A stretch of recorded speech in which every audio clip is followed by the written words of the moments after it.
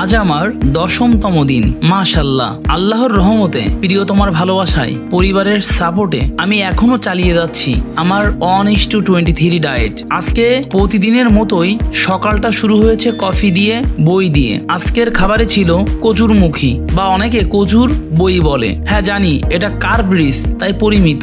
মাছ আমার all time favourite, কলার বড়া, কিন্তু একেবারেই কার্ব ফ্রি। নেই কোনো বেসন কিংবা আটা ময়দা, কোনো কিছুই নেই। মিক্সড সবজি, পুঁই শাক, পটল, ক্যাপসিকাম, মুরগির মাংস, আরো অনেক কিছু থাকতে পারে। সাথে ছিল 2টি ডিম, আর বরাবরের মতোই ভিনেগার পানি ও চিয়া সিডস। আজ আমি কোনো সাপ্লিমেন্ট নেইনি, কারণ আমি চাই খাবার থেকেই পুষ্টি আসুক। আমি রিসেন্টলি বুঝেছি এলোমেলো ভাবে ভাত, ওটস, কলা, দুধ খাওয়ার কারণে ওজন কখনো কমে আবার গেইনও হয়। তাই চেষ্টা করছি আমি আরো স্ট্রিট ফোকাসে ডায়েট সাজাবো। হতে পারে 2য় বা 3য় সপ্তাহে বড় চেঞ্জ আনবো ইনশাল্লাহ।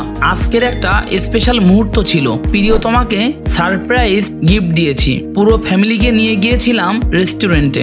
আর হ্যাঁ, আমার খাওয়ার উইন্ডো 1 ঘন্টা শেষ হয়ে গিয়েছিল। তবুও আমার প্রিন্সেস একমাত্র মেয়ের জন্য আমি শুধু ব্ল্যাক কফি নিয়েছি, মাত্র কয়েক চুমুক। একটা কথা, কমিটমেন্ট মানেই সিচুয়েশনের কাছে হার মানা না।